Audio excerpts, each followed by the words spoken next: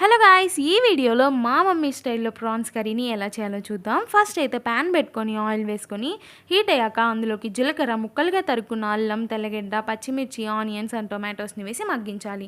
మగ్గిన తర్వాత దాన్ని చల్లారనివ్వాలి. ఇప్పుడు అవి చల్లారేలోపు ఒక మిక్సర్ జార్లోకి కొబ్బరి ముక్కలు అండ్ సోంపుని వేసి పేస్ట్ చేసి పక్కన పెట్టుకోవాలి.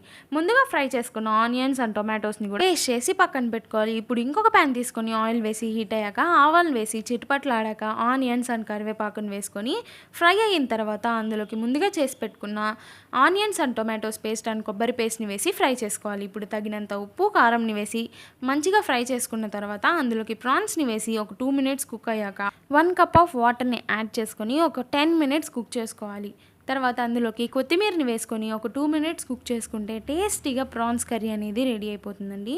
ప్రాన్స్ కర్రీని రైస్, చపాతీ, ఇడ్లీ, దోశ దేనికన్నా తినచ్చు. సూపర్బ్గా ఉంటుంది.